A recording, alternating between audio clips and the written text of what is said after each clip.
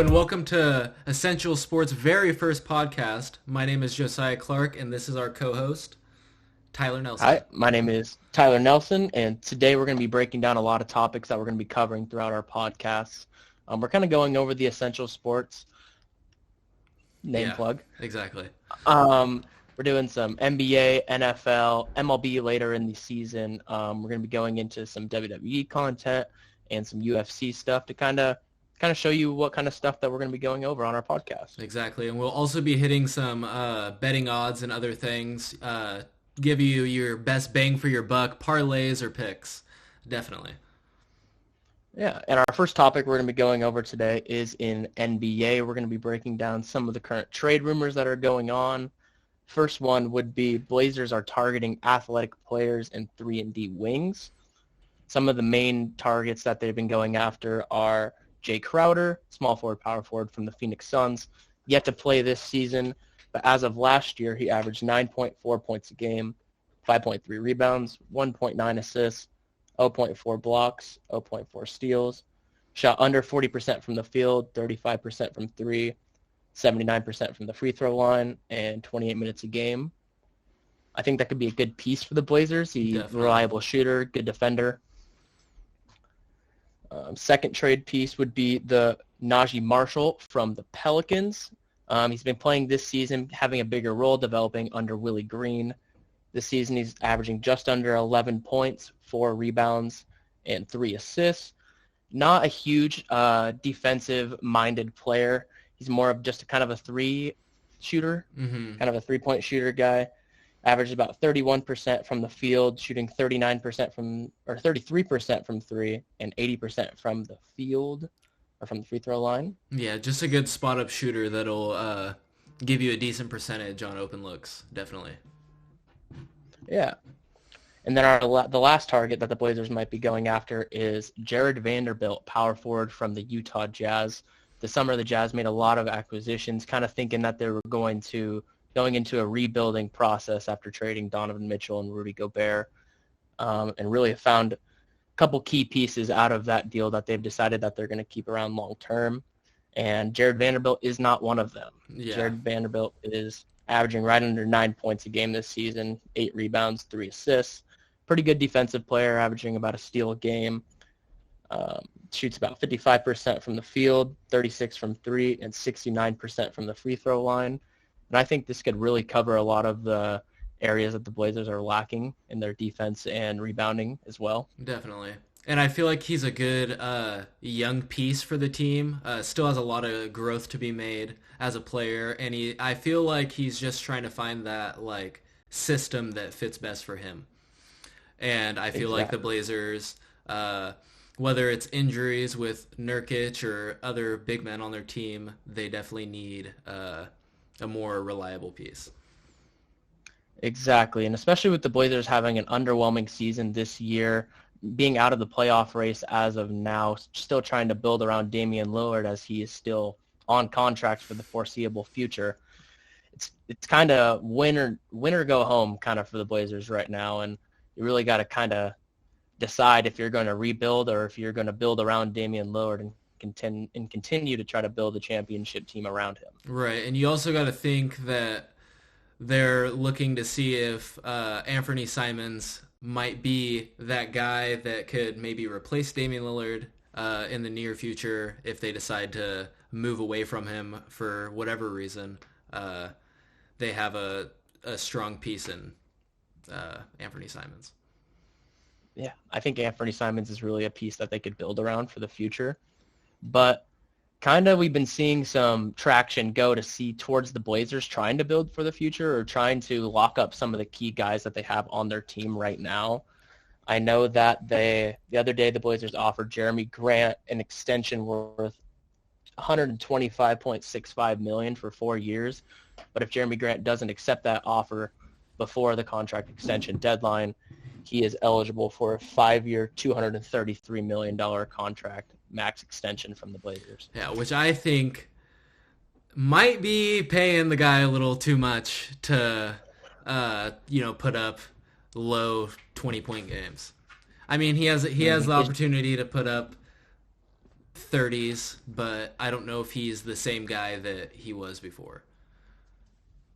Yeah. Are you willing to pay 233 million to him, take up more than half of your cap space? It's basically just they already have Ant locked up. They got Dame locked up. I'm pretty sure they have Nurk locked up as well.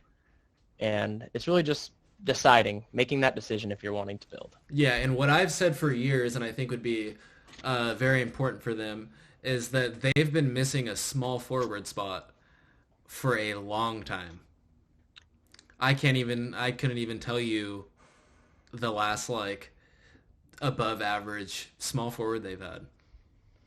I couldn't either. I mean, Al Farouk Aminu, like Like I Robert wouldn't call that Covington, above but average. they put him at power forward, so that doesn't really count. Um, but there are a lot of good options that of players that could be being dealt. For example, we got DeMar DeRozan could be getting traded before the trade deadline. I know there's lots of teams that will offer a lot for DeMar DeRozan. Yeah. And lots of pieces, big names on the market that are coming up. And yeah, let's see who the Blazers are going to target. So our next topic in the trade rumor would be the Hawks have been kind of shopping around John Collins. They aren't really sure if they see him, Trae Young, and DeJounte Murray lining up for their future.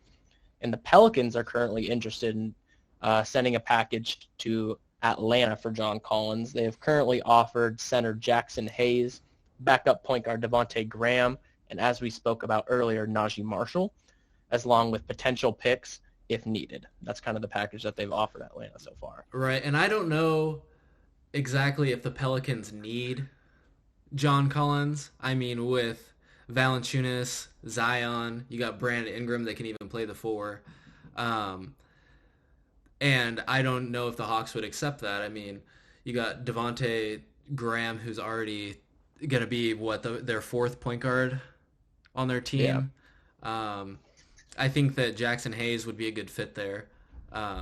He'd probably still be in rotation, not on the starting lineup. Um, Yeah. but if the Hawks accept it, the Hawks accept it. It's basically what I'm thinking. I don't know if it's the right decision. I feel like you need to get more out of John Collins. I think he's a better player than kind of his market value is showing right now. And Exactly. I just really don't think Jackson Hayes, Devontae Graham, and Najee Marshall gets this deal done. Yeah, and I think that you're basically getting the same player in Zion almost. Zion better, more athletic, stronger, maybe not as good of a shooter, but Yeah, he can do everything and more. And I think he's a better leader. Um, I feel like people are thinking of John Collins as what he could be and not what he is right now. I would agree. And that's kind of why I feel like his value is bigger than it is. Right. But if that trade was to go through, how would that lineup even work? Could we see another trade come down? Could we see Valanciunas potentially being traded and running small with Collins at the 5 or Zion at the 5? Or could we potentially see a big lineup with them running CJ at the 1, BI at the 2, either John Collins or Zion at the 3, and then obviously it's interswapped at 4 with Valanciunas at the 5? Yeah. Well, what I've been seeing lately is that they've been talking about moving Brandon Ingram. Now, I don't know why you would do that. He's I feel like he's getting better and better every year that he plays. Maybe the past couple years he's sitting right around 24 points a game, but that's I think good enough. He doesn't need to be your putting up 28, 29 points a game, especially when you have Zion also putting up 25 a game. Exactly. They didn't trade for BI for having plans for him to be their number one guy. They Exactly. drafted Zion to be their number one guy. So I feel like you got to kind of lower your expectations a little bit with how, not yours, but like in general, but with how the output that you're expecting Brandon Ingram to have, because at the end of the day, he's not going to be getting all of the shots. Right. And I think he's a perfect number 2. And I Yeah. feel like they just need to continue building with that. They have a good young core with Trey Murphy. And I don't know. And Herb Jones, I think you just got to keep building and not do the trade. That's my Yeah, opinion. I agree. And I feel like if you are going to deal Brandon Ingram, you have to get, a lot. I feel like you get a lot back for him. I feel like he Yeah, gives you he takes a team to the next level for whoever wants to trade for him. Uh, puts them one step closer to winning a championship. agreed. Agreed. Um, yeah, so should we move on to our next trade rumor? The Utah Jazz have been shopping around some of those veterans that they've acquired this offseason, like we've previously stated. Malik Beasley, Jared Vanderbilt, Mike Conley are all on the trading block and the Jazz have been shopping around, kind of gouging interest, kind of seeing what they could get for them. And they have said that there's only two players on their entire roster who are currently untouchable. That is Lauri Markkanen and Walker Kessler. And the Clippers have also shown interest in Mike Conley. I don't really see as of why they would do so with John Wall and Reggie Jackson in the backcourt. The Clippers have had a lot of injuries this year, and with John Wall being out recently, and I could see them making this trade, but in the long term, I don't see why. Yeah, I don't know if that is also the best fit for them. I feel like they tend to get a lot of older point guards who are way past their prime, trying to. Well, I guess I don't really know what they're trying to do with those trades. But Mike Conley is not anything near what he was in Memphis, and I think teams just need to accept that. I think that he would be better off going to a team with maybe a young point guard. He can be a good influence, come off the bench, be a good mentor for them. But if you're going to trade him, you're basically building around Lauri Markkanen at this point. He's proved to be that guy. Uh, I still don't think he's going to be the number one option forever. I think that they could, get someone in the off season, free agency, uh, maybe even draft somebody that they think could be that guy. But I think he's just like Brandon Ingram. He is a very good number two. Yeah, and I would agree. And hey, I mean this draft class coming in this year is loaded from about 1 to 30, with the second round being good as well. And I really do think that with the right scouting that the Jazz could draft somebody that they could build around in a lot of different areas. And just building around whoever they draft and Lauri Markkanen and keeping Walker Kessler. And if they don't trade some of their pieces, like they keep a Jordan Clarkson off the bench, that's a good veteran to help if you guard or if you draft a guard, help develop that guard as well. Definitely. Another trade piece uh, that me personally would love to see is Russell Westbrook being traded anywhere. Um, Yeah. he's been playing a lot better, which I think's building up his trade value. But for $47 million a year, I feel like you're losing a lot with that. For a six man of the year candidate, that's just too much money, in my opinion. I agree with that, but at the same time, it's also, I feel like, trying to gouge his interest and just kind of seeing what we could get for him. Because at the same time, I don't feel like that Russell Westbrook contract is a great thing on our payroll, and he's having a good year off the bench. Like, don't get me wrong, but I don't think he's really adding that much to our team. Mm-hmm. And I could see us doing a Mike Conley swap.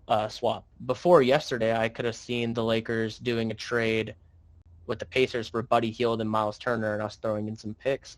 But with the Pacers extending Miles Turner on that 2-year, $60 million, I just don't see that as viable anymore. Definitely. And I just don't see a trade realistically to where the Lakers win it if they get rid of Russell Westbrook. Yeah, I feel like they could get, for that to be under that $47 million contract if they were to trade him away. I feel like they can get, three pieces that will make up for what they're losing and still have way more money than they had before.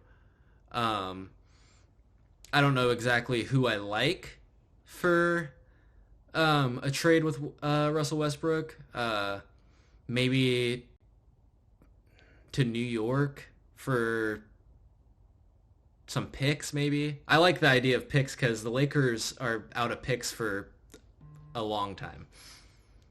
They've Yeah, lost but out on. if you're a different team, would you be willing to give Lakers the picks for Russell Westbrook though? Well, I feel like this is Russell Westbrook on the Lakers. He's doing a lot worse than he was, and as you've seen before, a lot of Laker players when they leave LA, they become, just like Brandon Ingram, like we talked about earlier. You got Julius Randle. You got Kyle Kuzma right now, who's really playing a strong role in Washington. Another player in Washington, you got Kendrick Nunn, who just looked like a prime John Wall a couple nights ago. Yep. And I think that it's hard to fit into that LA system and the whole spotlight of being in LA. And it's different than the Clippers. The Lakers are the big team in LA. And I feel like a lot of players get the pressure from playing in LA, and it's like the biggest spotlight in the NBA, in my opinion. So Hmm. I feel like he will. I feel like he could definitely go back to getting closer to a triple double. I mean, right now he's averaging roughly 6 point or not 6 points, 16 points, 6 rebounds, and 7.5 assists. And just when he was in Washington, when everyone was still saying he was not as good, he was still putting up 20 points a game. Exactly. I mean, because I've been trying to think of just some trade packages in my head these last weeks since the last off season, since he arrived in LA. I've been trying to think of some trade packages that I could see happen. And I know that the Nuggets have been currently shopping Bones Highland. Could you see a package around Bones Highland if it makes the money up? If they somehow give us the right amount of money to match the contracts along with Bones Highland, and if the Lakers add in a first or even both firsts, could you see a deal going with that? I think that if the Lakers offered that package or vice versa, I think that would be a great addition to the team. I mean, he's shown, flashes of being a very solid piece for a team, and I think that it would be a good acquisition for the Lakers to make. I agree. And I know another team that the Lakers have been in talks with right now is the Pistons. Could we see maybe, I know Alec Burks is a name that's been thrown around a lot on the trade block recently. Could we see a little Alec Burks, maybe a Nerlens Noel, and maybe a salary dump piece from the Pistons coming over to LA for Russell? Yeah, or I could even see, they got super guard heavy in Detroit right now. I mean, I could see Killian Hayes maybe as a piece. Lakers might have to offer a little more because I know that Detroit really likes Killian Hayes. But I feel like Killian Hayes would be a good fit for LA, especially, on the facilitating end of things. Yeah, exactly. And especially just being a young piece, Yeah. because our roster really just doesn't have the Lakers roster really just doesn't have many young pieces at all, really, with Scottie Pippen Jr. only, and Rui Hachimura, Cole Swinder, and Max Christie, and Austin Reeves. But Yeah, who they don't get very realistically, much playing time. no. Yeah, so more to come in the future for the Lakers as the trade deadline is coming up. Next thing we got going is the full lineup for the dunk contest has been announced right now. We got Shaden Sharp from the Portland Trail Blazers. We got KJ Martin from the Houston Rockets. My dark horse. KJ Martin gets up there. We saw him live at the Les Schwab Invitational a few years back, and he gets up. Yes, he does. For playing back for Sierra Canyon back in the day. And we also got Trey Murphy, who was announced yesterday, who might be my front runner for Slam Dunk Champ. And then our last one, coming up from the G League, only G League player in the Slam Dunk contest right now, we got high school sensation Mac McClung, He who could could also put be on a show. a very good sleeper pick. He, Yeah. as they say, white man can jump. Yes, he Definitely. can. Yeah. I could see him winning it. Really athletic, high vertical, can really pull something out of his bag. I could see really getting the crowd kind of into it as well with him having such a popular name at such a young age. Even though he's still in the NBA G League, he was one of the top players in high school when he was in high school. Right. And didn't he win the high school dunk contest? I'm pretty sure. Let me double check. High school dunk contest. Because I'm pretty sure he Mac won it McClung. back in. He won. He won the All-American Dunk Contest in 2018. Yeah. So he Which, definitely has some flashy dunks that he can pull off uh, for this dunk contest. yeah, he definitely has some experience coming into the dunk contest, and I think it really should be a good All-Star weekend coming up. Skills Challenge hasn't fully been announced yet. The All-Star starters have been announced. With LeBron James being one of the captains, along with which one was the other captain? Giannis. That was Giannis. Okay. Giannis is the And other captain, and which is a very weird way they're doing it this year. That they're not doing the draft until game night, till right before the game. They're drafting their teams, which I think which is that should be really interesting. it's very interesting because are they gonna make two jerseys for each player, and then whatever team they get drafted to, they just slap on the jersey, or how are we gonna go about this?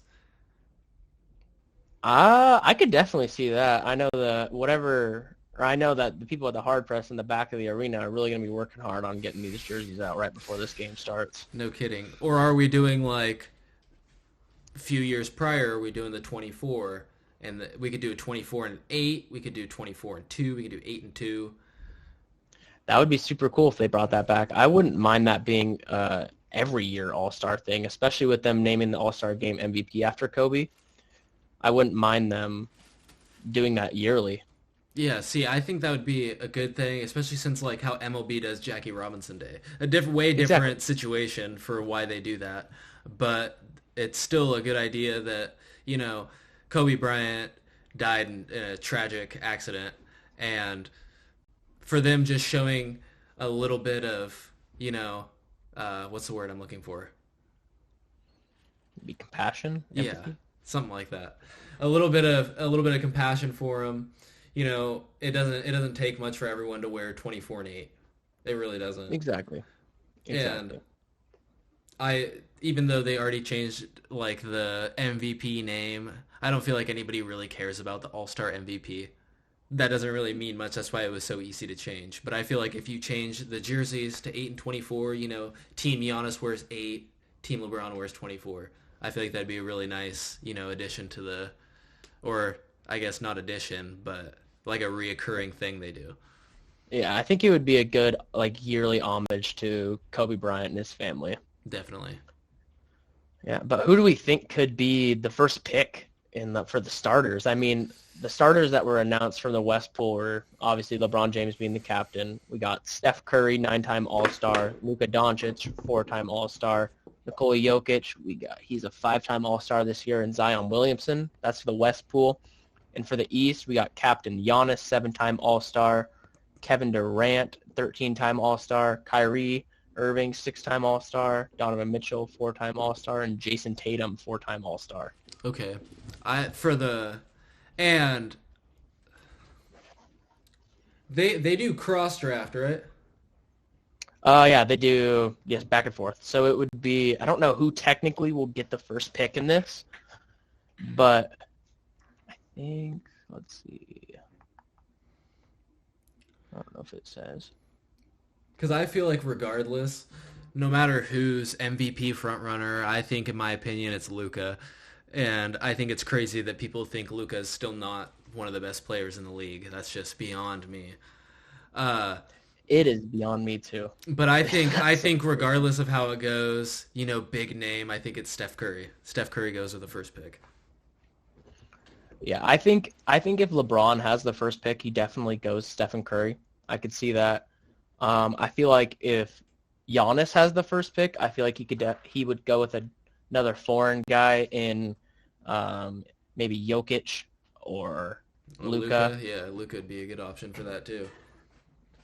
Yeah, it should be really interesting. I think the whole All-Star Weekend festivities are going to be really fun to see this year. Um, yeah, I think they should be really interesting. Are we wanting to kind of stay on the NBA topic, or we want to kind of go towards a different sport? We can move a little bit towards the NFL. We got the Super Bowl coming up here soon. We got AFC and NFC championship games playing. Today actually. This Yeah, podcast is currently. filmed on Sunday. There's a game going as we speak. Um, Current score right now for anybody who might watch this after the fact and was just curious. Eagles are currently up 7-0 in the second quarter with 12 minutes and 17 seconds left. 49ers ball currently 3rd and 20 at the Philadelphia 44-yard line. okay. I definitely have Eagles taking that. The Eagles have just shown time and time again this season that they're a force to be reckoned with. This later game, though, I'm pulling for the Chiefs still. I might be opposite with both of you. I really want the 49ers to beat the Eagles today. I think that the 49ers have an elite defense, top-tier defense. Although the Eagles do have one of the highest scoring offenses in the NFL with potential MVP frontrunner Jalen Hurts in there. But I really do. We'll see kind of how this drive goes currently, but I really see the 49ers winning as long as Brock Purdy can keep their offense consistent and getting the ball moving down the field. If Brock And Purdy can beat him, they can yeah, they can get it done. Um, and I think that the Chiefs, losing to the Bengals last year, are coming back with a little chip on their shoulder. They're gonna come back fighting hard. Patrick Mahomes a little banged up, but I still feel like he can put up big numbers. okay. And I gotta go the other way. I got Bengals tonight. Joe Burrow's 3-0 versus Patrick Mahomes in his career. He's kind of been getting this nickname called Burrowhead. I've been kind of hearing a little bit of that, kind of going from Joe Burrow to Arrowhead. And I think it's gonna be a close game. I think it'll be a 3-point game, touchdown game. Um, I the but the reasons that I think they're gonna win are kind of the opposite of yours. I think that since Mahomes banged up, they're gonna rush him heavy. They're gonna be on Mahomes all night, and I really think that the Chiefs offense might struggle a little bit. I think that Kelsey's gonna have a big game As because always. that's a guarantee, a lock every single time. But yeah, I think Kelsey's going to have a big game, but I also feel like Burrow is going to have a big game as well. I think it'll be high scoring, but I Just do so think it many can go either way. weapons. Just so many So many weapons. weapons. Yeah, I feel like, uh, it's hard for Travis Kelsey not to have a big game when he's getting targeted, 15, 16 times a game. He's got to at least put up, 80 yards and a touchdown. That's my prediction. Yep, Don't count me on it. Could be higher. I Could like be. it. Don't think it'll be much lower than that, but it I could like it definitely be though. higher. I think he'll have 11 catches, maybe like 80 to 90 yards, maybe two touchdowns. Who knows? It's going to be a competitive game. I don't think the defenses are really going to matter in this. I think it's going to be more of a shootout, like every Kansas City Chief game. Exactly, exactly. Should be a fun day of football. Yeah, should be super exciting. I know the NFL or NFL. I know the Super Bowl is down here in Phoenix, Arizona. It's where I'm currently at, and I know that it's definitely been very heavily marketed down here recently. Everywhere you go, there's Super Bowl signs and advertisements everywhere. And then I know it's a special time to be an NFL fan and a special time to be down in Arizona right now. Right, and are you hitting up the tailgates Oh, when the Super Bowl comes? I'm gonna try. There's lots of cool stuff coming down here. About the tailgates outside the arenas. I know a lot of bars and clubs down here are putting on events. I know Rob Gronkowski's doing that kick for, I think it's FanDuel, or is it DraftKings? You know what I'm talking about? I think it's DraftKings. Don't quote me on that though. Yeah. Um, yeah. Don't quote on that, but I know he's putting on a big event down here.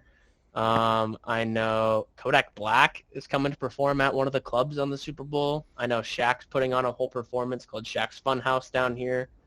I think the confirms right now are like Summer Rae, Diplo, and a couple other people. It's kind of an EDM show that's going to be down here promoting the Super Bowl as well. Oh, okay. And yeah, lots of cool stuff that's going on this week. I'm going to try to try to go to a couple things, try to get some content as well to put out on our social medias. Quick social media plug. All right. The old Essential Sports Pod on Instagram. But Yep. if you're watching this, you already knew that. Yes, you did. Yeah, I am not going to be getting very much content here from Washington State, but I will be a supporter from a distance, if you will. There we go. That's what we got. That's what we like. Who do you got in, let's say, hypothetically, right? You just predict the Super Bowl right now. Who's your favorite? Who you got taking it? It's just hard for me with, how talented that team is to pick against the Eagles. Um, I mean, that for the longest time, they were the longest undefeated team in the NFL. With that addition of A.J. Brown, C.J. Gardner-Johnson. Who else did they get? I mean, they drafted Jordan Davis. That team is just stacked. I mean, they got James Bradbury, who's been playing really good. That team is just unbelievably stacked. I don't think there's one. I mean, their linebackers a little bit, but I don't think there's many weaknesses to that team. Yeah, I agree with that. And I kind of see it going that way as well, how I see it is whoever wins this game tonight between the Niners or the Eagles is my favorite for the Super Bowl. Yeah. Because I feel like these are the two best teams in the playoffs right now, like you were saying with the Eagles. But with the 49ers, they got the acquisition of Christian McCaffrey, Deebo Samuel. They got George Kittle on offense, dynamic offense, rookie quarterback, late pick quarterback. The He's last been playing out of his mind. The last pick. Mr. Irrelevant himself. Been playing out of his mind, and kind of a Cinderella story type thing going on with them. And I don't know. I love the Cinderella stories. It's hard for me to not pick them going into it. Yeah, that's fair. Yeah, I could see either of those teams going. I mean, obviously it's the NFC and AFC championship, so I could see any of the four teams that are in right now winning the Super Bowl. But I could see the Chiefs going to the Super Bowl. Don't know so much as to win the Super Bowl. I think that their wide receiver unit is just a little too weak for any of those defenses or either of those defenses that they'd be going against. I feel like they would find some real struggle, just like they did, against the Buccaneers in the Super Bowl a few years back. Exactly. Hey, man, we'll see. We'll see here coming up. It's going to be really interesting. Yeah. Another thing we're going to be talking about is the off-season predictions for the NFL. So if you'd like to start and tell me your ideas of who's going where, if you have any hot takes as of to who you think could be dealt, or if you think Lamar Jackson's going somewhere, or if he'll stay in Baltimore. I got a couple takes. Okay. I think Tom Brady is no longer a Tampa Bay Buccaneer. I know there's been two things that are kind of rumored. I know there was a video put out of him on Twitter the other day of him looking at schools for his kids down in the Miami area. Okay. So we got potential Miami Dolphins. But the team that I really think that he's going to be going to, and I think Tom Brady is going to be a Las Vegas Raider as of next year. I could see that. I feel like they're in the same boat as like how the Jets are. I think Derek Carr obviously way better than Zach Wilson, but I think they're still, that quarterback away. I've never been super huge on Derek Carr. I think everyone thought he was, years back, yeah, he did play good, and he, was what, top 5. I don't know if he led the league last year in passing yards, but I think passing he was top five. yards, yeah, if you're top 5 in passing yards and not, top 10 in touchdowns, you're not doing what you're supposed to. The yards don't mean nothing if you ain't converting them into points. Exactly.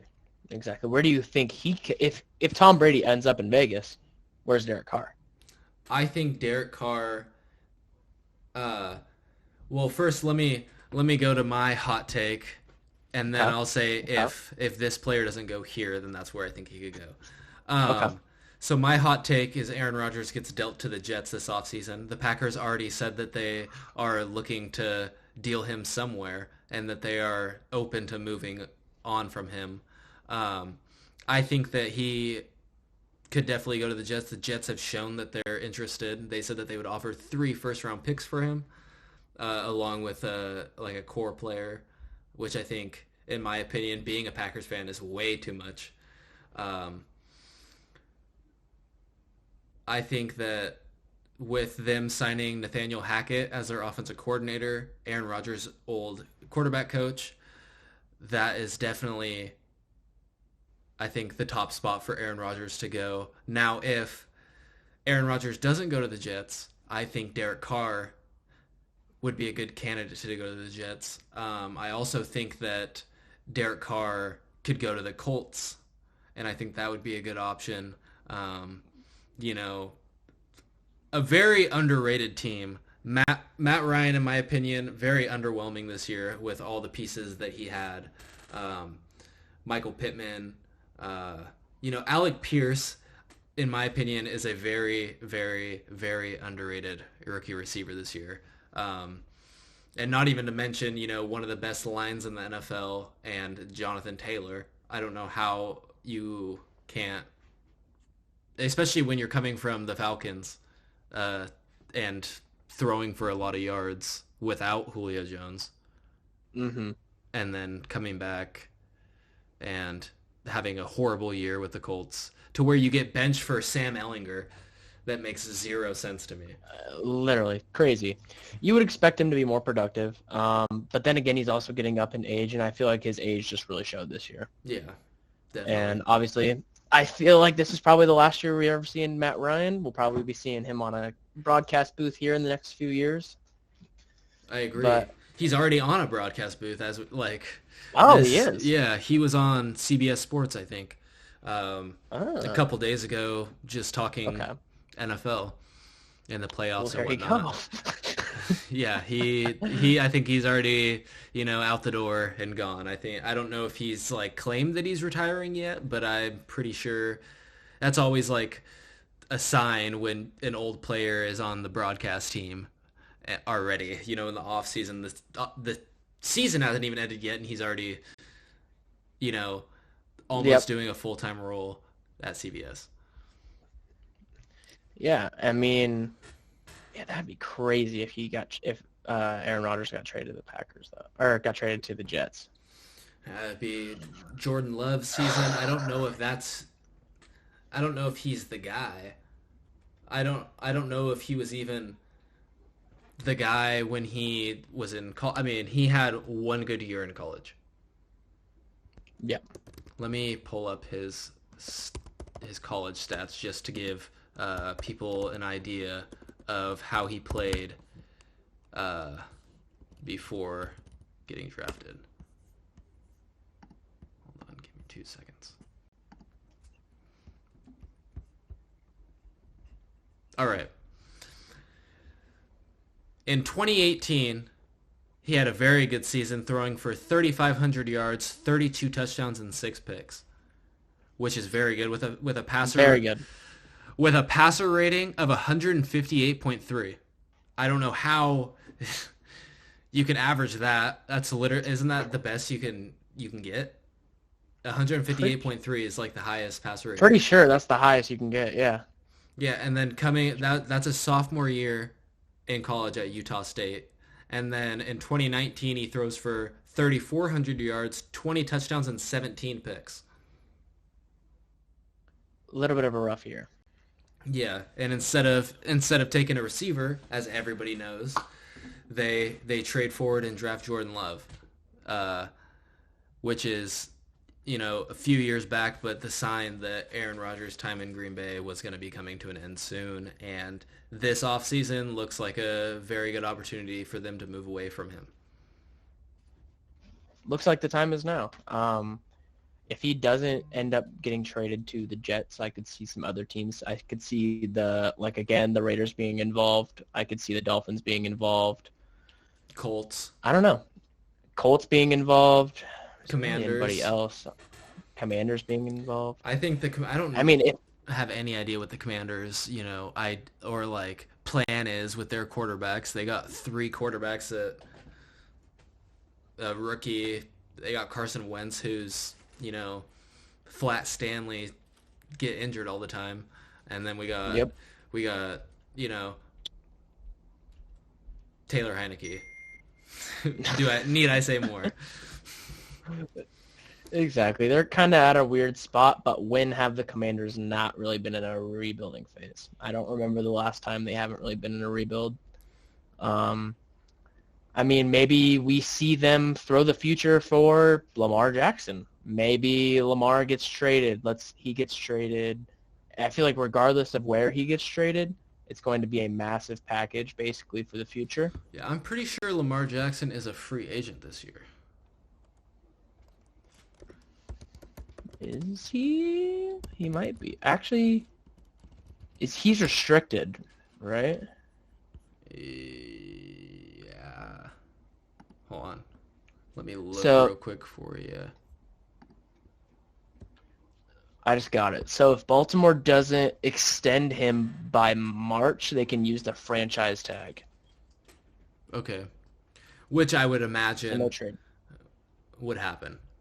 But if Yeah. for some reason it doesn't, I have two teams that I think would be one very good fit and two where he would just seem to want to go. For the first one, I have the Detroit Lions. Jared Goff is a good bridge quarterback. He's showed he can put up big numbers, but I don't think he has that it factor that's gonna win you games, bring you to the playoffs, and you know take home a championship. I know he's been to the Super Bowl already with the Rams, but the Rams defense was everyone can agree that the Rams defense is what brought them there. Exactly. Yeah. Yeah, but for Lamar Jackson, I could see the Detroit Lions and the Atlanta Falcons. Okay. I Both think could be interesting. I think the Atlanta Falcons could be a good option. I mean, if I'm not mistaken, he is from Atlanta. If it would tell me, he's actually from Florida, not from Atlanta.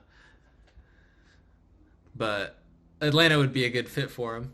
Uh, you know, Yeah, I think it would be too. I think anywhere he goes, the place or the playbook's just gonna have to change anyways. They're gonna have to add in some designed run plays, options, RPOs, whatever you want to do with them.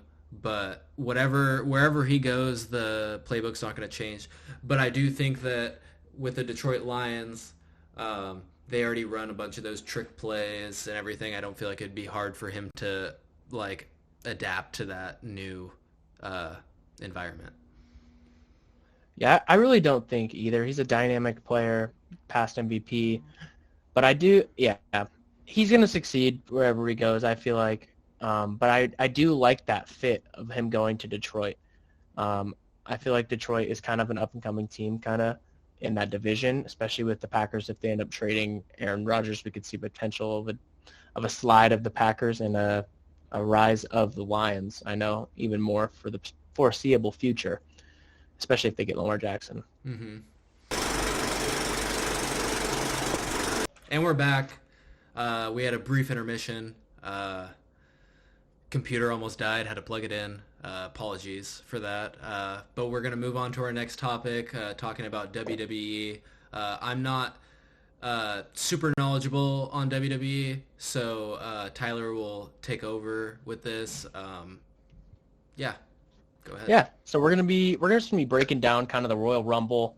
Royal Rumble was last night, one of the pay-per-views I was looking forward to the most this year. I know a lot of good storylines have been active right now throughout the WWE, kind of bringing in a lot of the audience back since Triple H has taken over creative after the whole Vince McMahon scandal. I think this was a really big proving point for Vince McMahon, or not for Vince McMahon, for Triple H, for it being his first ever Rumble that he's the lead of creative, kind of just being the guy that decides everything that's going to be happening. And the first match that we started out with on the pay-per-view was the Men's Royal Rumble. It had a lot of good moments to it with returns of Edge, which was super cool, having him come back and going against the Judgment Day.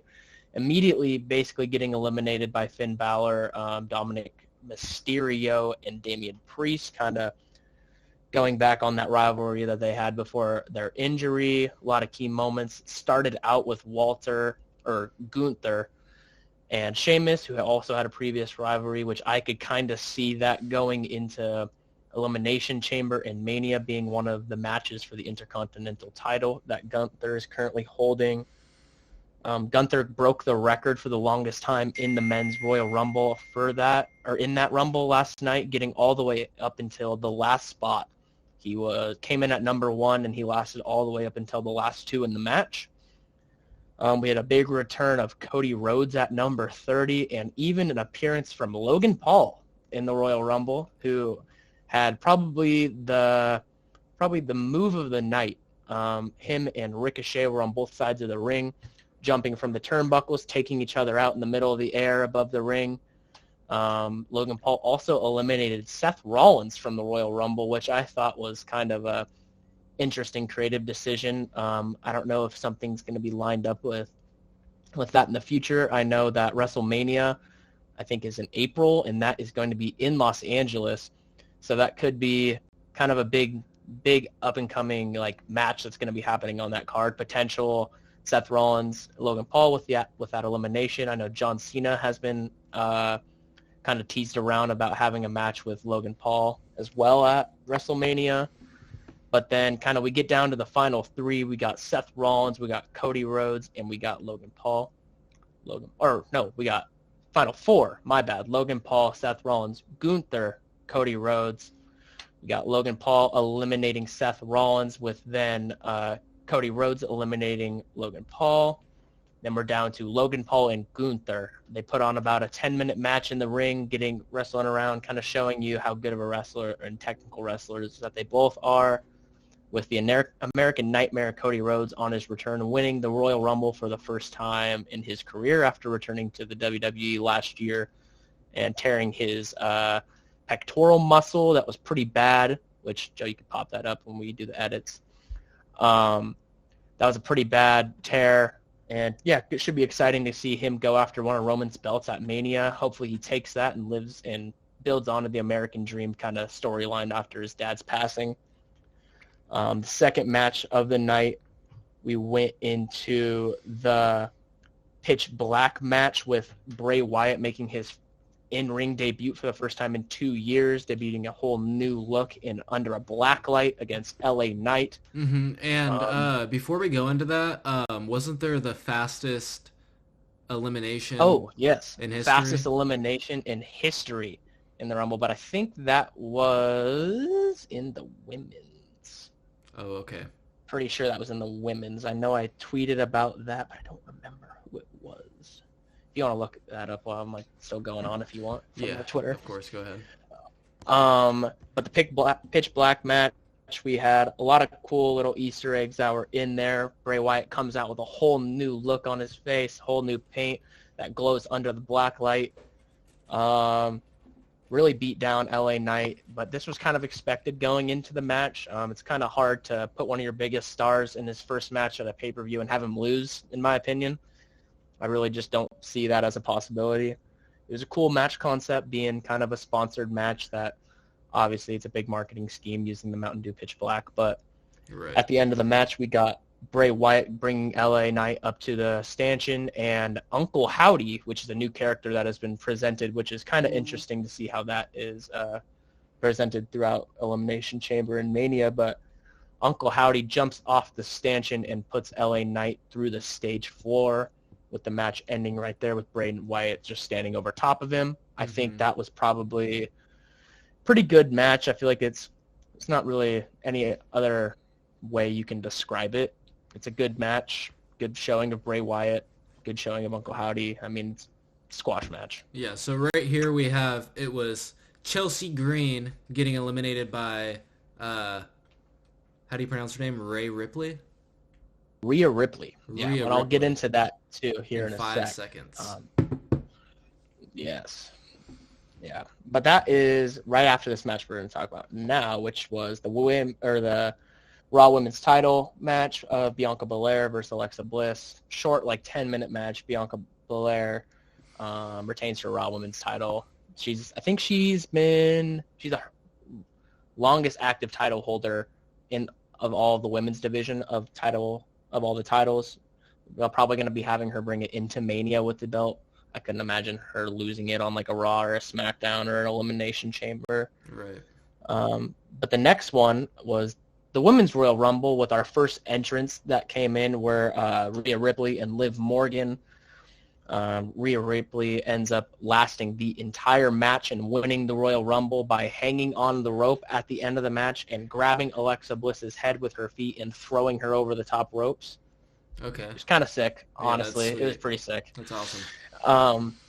Yeah, Rhea Ripley, in my opinion, is probably the future of the women's division in the WWE. I could see her probably facing Charlotte Flair at WrestleMania for the SmackDown Women's title, since last time Rhea held a big world title in the women's division, Charlotte took it from her, and she has yet to beat her in a title match. So I can see that being the match that they go with at Mania. Okay. Then the last and final match of the night was for the undisputed Universal Championship for the Raw and SmackDown belts, held by Roman Reigns, who has yet to be pinned in over 3 years, holding the belt for over 800 days. Big storyline going into this that they've been building up for months. They got the bloodline. Then they have Roman Reigns, head of the table, a special advisor, Paul Heyman, at his side, with the Usos, who currently hold both tag team belts as well. They have their cousin Solo Sikoa, who is kind of a new member into the bloodline, and then the honorary Us, who they've been building up for months, Sami Zayn. It was kind of weird coming down into the match because usually the whole bloodline is on Roman's side, and it was just Paul Heyman and Sammy. They've been calling him Sammy Uso, but Sami Zayn coming down to the ring to face Kevin Owens. Throughout the match, back and forth the whole time, just Roman and Kevin just really beating up on each other, and Sami Zayn and Paul Heyman not really becoming involved throughout the match. Okay. The ref gets taken out halfway through the match, and Roman is wanting Sammy to give him a chair, and Sammy kind of, he thinks about it. He stops for a second. He puts the chair in the ring too late, and Kevin Owens hits him, almost pins Roman Reigns, which would have been crazy. First time in 3 years that would have happened. Big uproar of the crowd. And then a beatdown of Kevin Owens starts. Couple chair shots, couple face to the stair shots, just really beating him to a pulp. Ends up pinning Kevin Owens. Right after the match, they handcuff him to the ring ropes after all the bloodline comes out, and they just start beating him senselessly. You could see kind of the urgency on Sami Zayn's face that he just has no idea what to do, with Kevin Owens being one of his previous best friends, and that's how they've been kind of tying this storyline in as well. Coming down to the end of the pay-per-view, Roman's hitting him with chairs. Usos are kicking him in the face, and then Roman goes up to Sammy and hands him the chair. Says, I need you to test, or I'm trying to test you, your final test. I need you to hit Kevin Owens in the face with this chair. Sammy kind of just stands there, doesn't really do anything. And then Roman gets in his face, starts pushing his head and like just yelling in his face, telling him that he needs to do it. And before Roman could kind of think about it and he turns around, Sami Zayn turns on the bloodline and hits Roman Reigns in the back with a chair. The whole crowd erupts. Everybody's been waiting for this heel turn for months. And then right after that happens, Sami Zayn gets beat down by the whole bloodline. That's besides, crazy. besides Jey Uso, who leaves the ring and just leaves the bloodline with Sami Zayn. That's crazy. And where do you think that story goes with Elimination Chambers coming up? I think that there's definitely a couple different ways that they could have this go. There was kind of some things that I didn't expect them to do last night with Jey Uso leaving the bloodline because of what they did to Sami Zayn. I could see an Elimination Chamber match of Sami Zayn versus Roman Reigns for the undisputed title, or I could see them kind of holding it out up until Mania and having Sami Zayn take the belt off of Roman Reigns so he could get a break, since he has not had a break in over 3 years. Mm-hmm. Yeah. And is there for the Elimination Chamber, do they do like tag team Elimination Chamber? I don't know if they are currently, or if they're going to be doing that this year. I know with kind of how they've done it in the past is just one-on-one tag team matches, and more of like the single belts are defended inside the Elimination Chamber. Okay.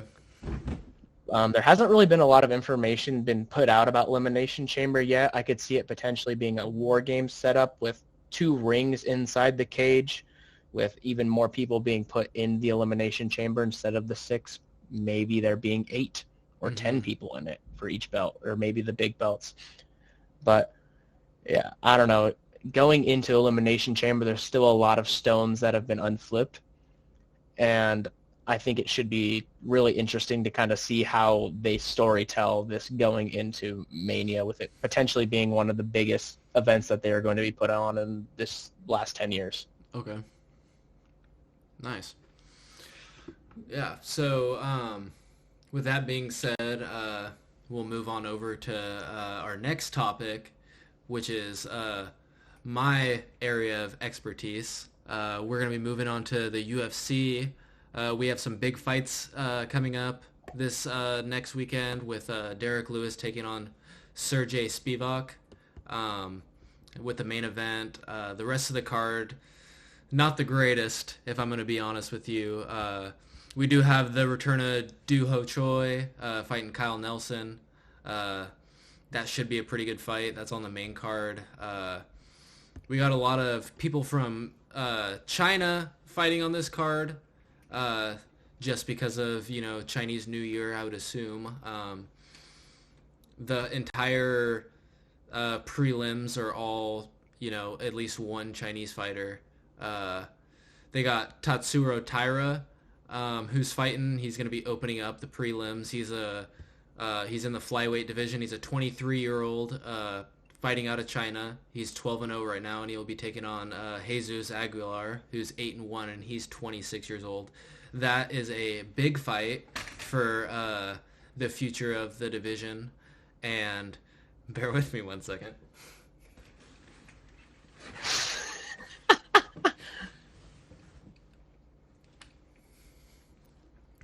All right.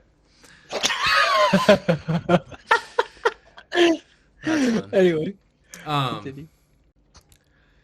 Well, that's a good fight that's going to be on there. Obviously, anybody fighting Derek Lewis is it's bound to be a good fight, unless Sergey relies on his wrestling to take Derek Lewis down. Then it'll be it could be the early stoppage, first round finish for either fighters. I see Derek Lewis. I don't think the fight goes 5 rounds. Especially at heavyweight, it's hard for those fighters to maintain that pace for 25 minutes. I also don't see this fight going on the ground much. I think Derek Lewis is just steps above Sergey Spivak. I see Derek Lewis spoiling the rise of Spivak with like a first round or second round knockout, and it's going to be in brutal That'd be fashion crazy. too, like Derek Lewis's knockouts are in general with his concrete hands he's got on him. But we got some pay per view coming up on February 11th. We got Islam Makhachev defending his belt against Alexander Volkanovski, who's moving up from featherweight to try to become a two division champ. That fight is very intriguing to me. Other than the fact that Volkanovski is 5'5" and he's going to be fighting at 155, he's kind of small for that, but somehow still has a 1.5 inch reach advantage on Islam Makhachev, who's standing at 5'8". But the thing that I think is Islam Makhachev could go up to welterweight with how big he is. I don't see Volkanovski, who's standing or like fighting at 145, moving up to 155 and fighting a guy who has to cut down to 155. Even though Volkanovski used to be play rugby, and he used to weigh 240 pounds at one point.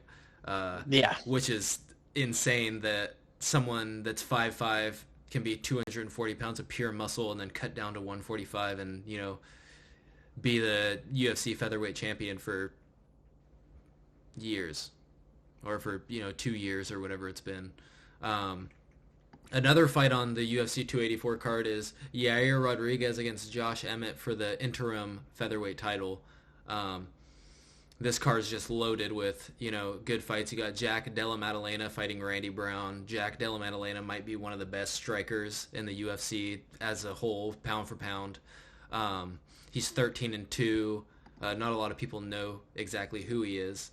But he's 13-2, 26 years old, so he's got a lot of potential. Most UFC fighters don't really hit their prime until they're about 32 years old, which I feel like is pretty late for most sports. Yeah. But there's that fight. You got Jimmy Crute against Alonzo Menifield, light heavyweight bout. Alonzo Menifield is looking to crack into the top 15 in the light heavyweight division. That's a very exciting fight. Jimmy Crute coming off of 2 losses, one to now the current light heavyweight champ Jamal Hill, and the previous one Anthony Smith, due to that leg kick that shut off his perennial nerve, causing him to not be able to finish the fight. What else do we have on here for these UFC fights? There was supposed to be Paulo Costa against Robert Whittaker on this card, but it got canceled due to Paulo Costa having an injury of some sort. I think it's still disclosed, but when we find out more about that, we will let you know. And yeah, there's many more cards to talk about, but it's probably best if we save those for future podcasts. Yeah. We obviously have John Jones coming back. We'll get into that a little more. Very exciting. It's been 3-4 years since he's fought last, and he's moving up to heavyweight to fight Cyril Gane for the now vacated heavyweight championship after Francis Ngannou has decided to leave the UFC and chase better money and better opportunities. And that one should really be interesting, seeing John Jones come back, being such a polarizing figure in the fighting industry and being one of the greatest of all time in my eyes. Like, him coming back after kind of going through a period to where he didn't even get to kind of experience his prime. Right, with a bunch of, controversial stuff happening. He years ago had his hit and run, and that was kind of just like the start of, a little bit of a, outside of the UFC issues that he's had, whether it's, his cocaine issues that he's had. There's the domestic violence stuff that people, or that was claimed against him, and stuff like that, just failing, for PEDs, stuff like that. But hopefully he can, turn it around and give us a good performance that even if he does win, we're hoping he doesn't fail his test and get stripped of that title. Yeah, and that's March 4th, correct, in Vegas. So, yeah, that should be a big one coming up. And I know that when we get a lot closer, like you said, that we'll kind of break into that a little bit more. We'll break down the fights and kind of betting odds and kind of just seeing who we think are the favorites and who we recommend to get, who we recommend you should take in the fight. Mm-hmm. But and then the next thing I kind of wanted to break into before we get to some, news as of recent, I have my 2023 fighters to look out for. My number one spot, in my opinion, is Adrian Yanez. He's in the bantamweight division. He's fighting Rob Font on that same card, on that same John Jones card. He is a very, very, very talented fighter. Hold on, let me pull up his stats real quick so I can give you guys an idea if you guys haven't heard of him before. Adrian Yanez. All right. He's 16-3 in the bantamweight division. He's 29 years old with 10 knockouts, 2 submissions, and 4 by decision, with his 3 losses all coming by decision. So he's never been finished. And he's fighting Rob Font on the UFC 287 card. And Rob Font, if I'm not mistaken, is ranked fairly high. Yeah, he's ranked 6th. So Adrian Yanez is ranked 13th. So that's a big step up in competition for him. I think that he's a top prospect. I also have Ilya Topuria, who just proved to be, one of the top fighters in the featherweight division after absolutely destroying Bryce Mitchell, a month or so ago. He's another fighter to look out for. And then I have my last fighter to look out for, and he's my dark horse of the lightweight division, is Jalen Turner. Now, Jalen Turner is 14-5, but don't let that record fool you. He's on a, 5-fight winning streak. He's 5-1 in the lightweight division. He is 6'3", 155 pounds. That's a... Yeah. Whoa. Okay. It's one of those things that just doesn't seem like it should happen. He doesn't look like overly skinny at the 155. Like he's just shredded pure muscle when he cuts down to that weight. He has a fight coming up, UFC 285 against Dan Hooker, which will be probably his biggest step up in competition and will prove if he's really like who we all think he is. Yeah, it should be a real test. He seems like a really intriguing prospect. I personally do not know a lot about Jalen Turner, but by just looking at his fight history, I could see that he's definitely a really good prospect to look for. Mm-hmm. Definitely, and he's young. I think he's 27 years old, something like that, if I'm not mistaken. Yep, 27. Okay, yeah. So a lot of potential still left in him. I mean, you can't really knock someone that's 6'3" fighting at 155. He's tied for the tallest person. I mean, he's got like an 80-inch reach, which is unreal for 155 when the champion has a 70.5-inch reach. That's a 10-inch reach advantage, which is just unreal to me. But with that being said, we'll move on to the topic that Tyler wanted to talk about with the notorious Conor McGregor. Yeah, so let me pull up that article so I can get you the exact information.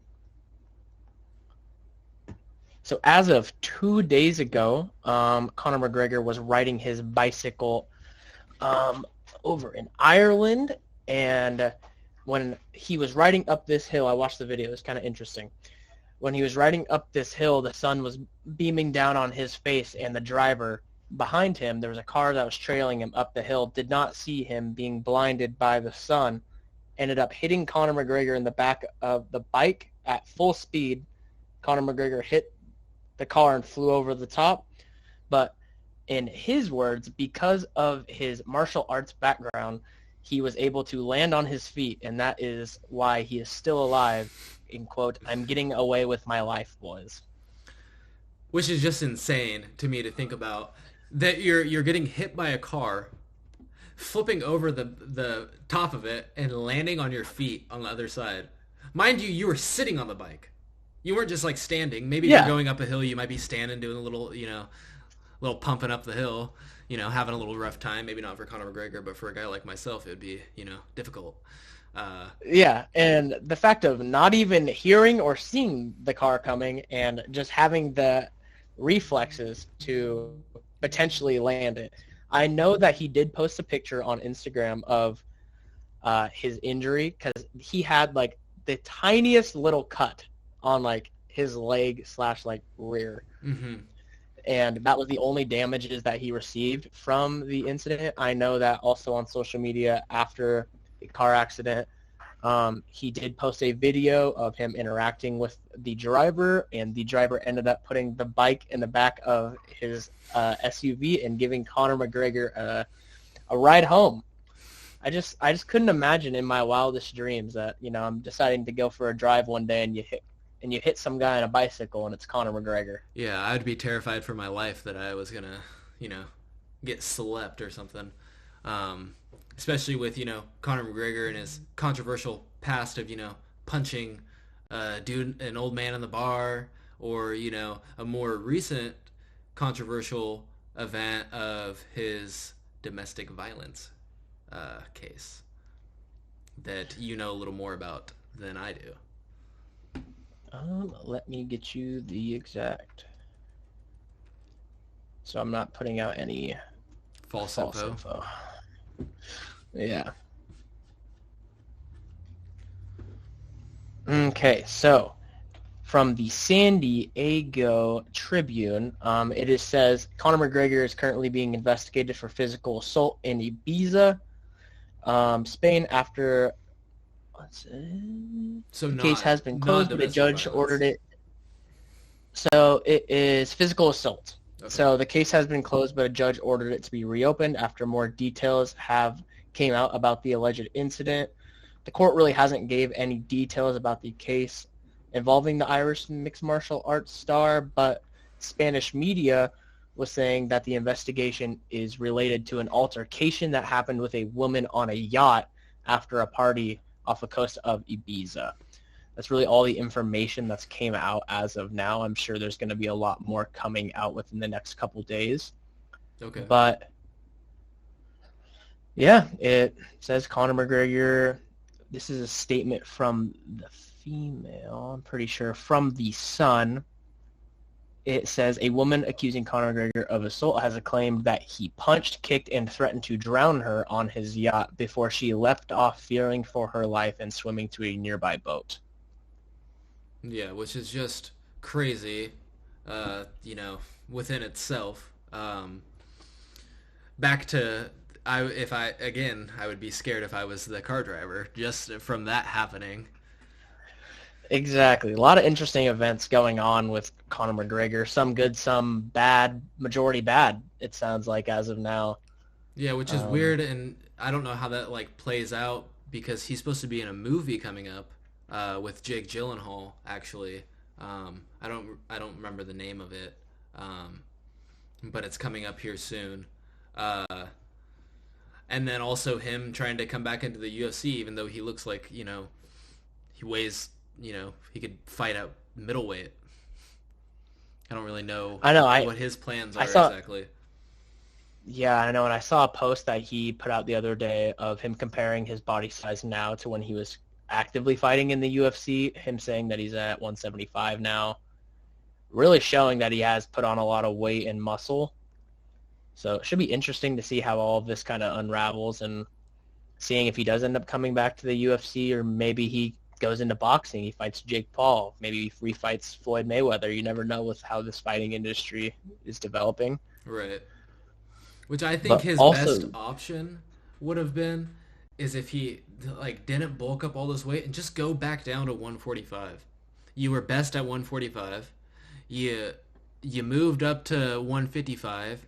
You beat Eddie Alvarez to get double champ status, and then you don't win another fight at 155. You move up to 170, uh, beat Cowboy Cerrone, lose once to Nate Diaz, and then beat Nate Diaz in a decision. I don't know what would make you think that it's not a good idea to go back to 145. But also, if you're bulking up and getting your body ready for 170, I don't know if you can if I don't know if you can cut down to 145 anymore. Yeah, I mean, maybe through a lot of time and if he's actually really devoted to it, maybe. But I feel like if it was to be announced within these next couple months, I don't know how obtainable his body shape would be. I also don't think he'll ever go back down to 145. It was just where he was most successful. He'll probably if he comes back, I think it'll be at 170 for his first fight. He'll probably get a tune-up fight with Tony Ferguson at 170. That's my prediction. Lock it in. Don't say I didn't say that because I did. Um, that and then he'll probably move back down to 155 and try to beat Islam Makhachev. Try to chain together a little streak. If he chains together a little streak and fights Islam, that's a huge story. He's fighting, the prodigy of Khabib, and if he beats him, maybe Khabib comes out of retirement and just, whoops on him again. But I don't see him beating Islam. Yeah, I don't see him beating wrestlers in general. I don't really either. He doesn't have that solid of a ground game. He's definitely more of a standing opponent or standing striker. Exactly.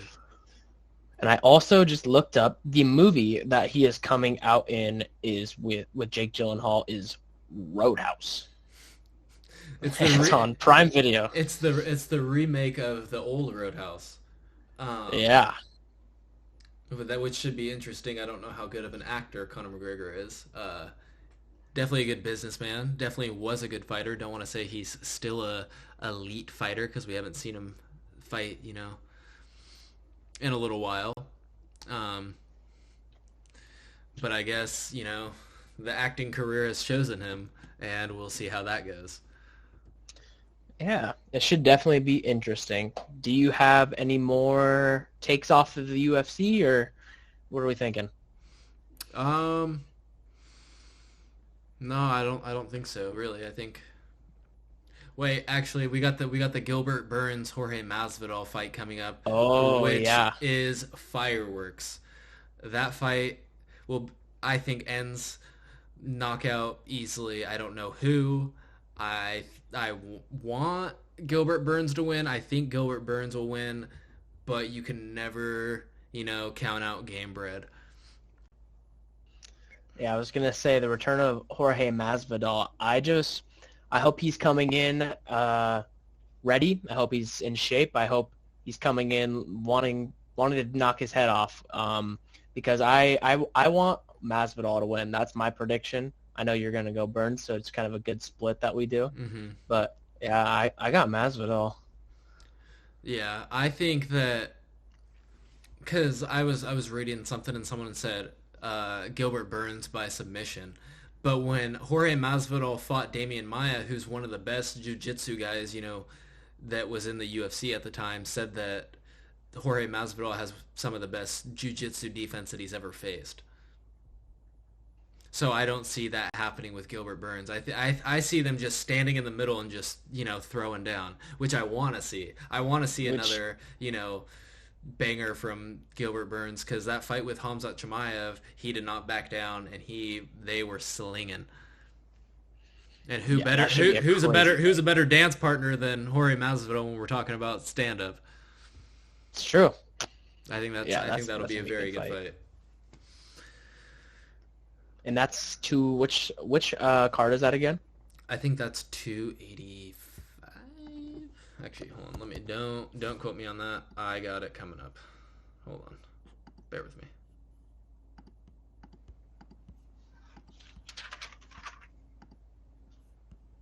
Um, Also, 285 is John Jones. 285. Okay. 287 is Gilbert Burns and Jorge Masvidal. 287 is when Alex Pereira and Israel Adesanya run it back for the fourth time.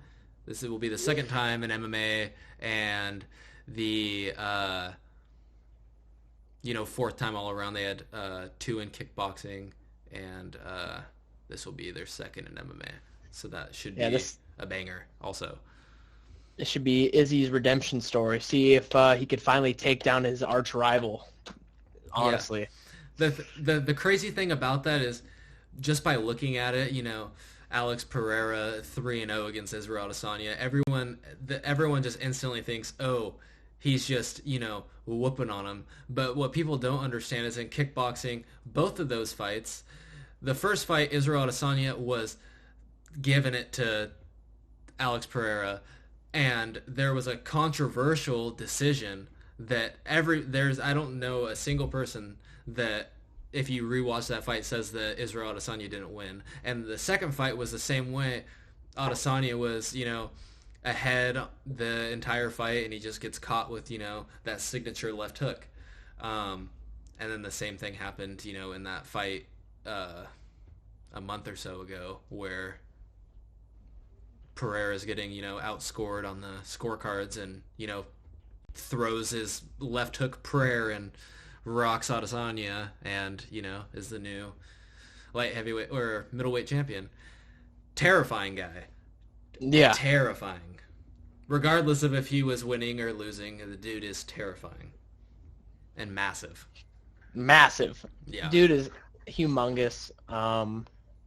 Yeah, that should be crazy. The whole lead up to the fight is going to be crazy as well. I know we'll be talking about that a lot when it's coming out, putting out as much as we can for that. But the madness that's going to go on in the press conferences before and over the media, and it's gonna be crazy.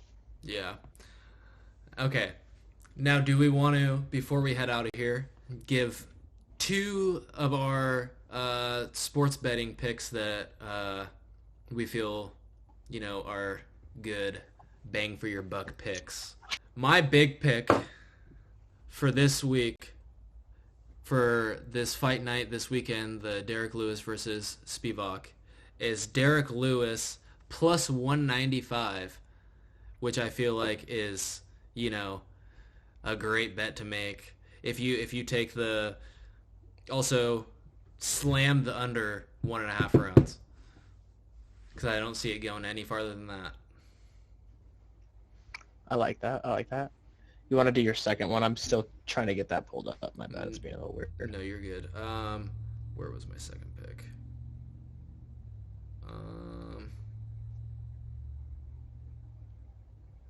Yeah, we got Derek Lewis money line. He's plus 186 right now. That could be a good take on that as well. Yeah.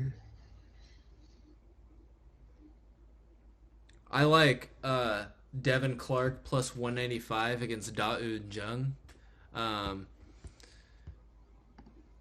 It's just that I'm pretty sure, if I'm not mistaken, Da-Un Jung just came off of getting knocked out by Dustin Jacoby inside 1 round, and we gotta figure out where his head's at after that. Yeah,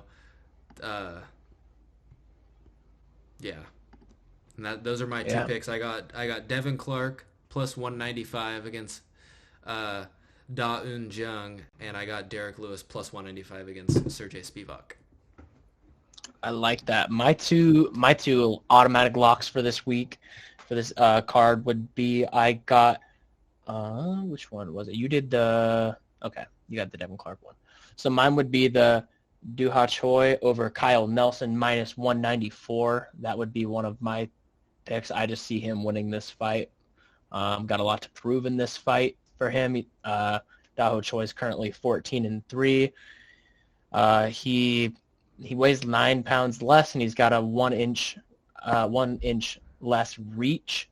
But he's got a 79% comeback fight. He's got 79% knockout percentage. He lands 5 significant strikes per minute. Kind of just all of his stats kind of are beating Kyle Nelson's, and that's kind of my take for that. And then my next lock would be, where did that go? Would be Marcin Tybura over Blagoy Ivanov. Is that how you say it? It's a very good pick, yes. Very good pick. Yeah. I could see Marcin winning. He's got a 23-7 record compared to the 19-4, both coming off wins. Tybura's got a 4-inch height advantage, roughly about the same weight, and he's got a 5-inch reach advantage. I think that's going is huge. Yeah, I think that's definitely going to play a big part into this fight. Both can take a lot of punches. Both throw a lot of punches.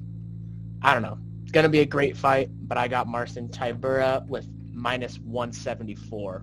So my two locks are Marcin Tybura -174 and Do Ho Choi -194. I like it. Well, perfect. You want to hit the outro?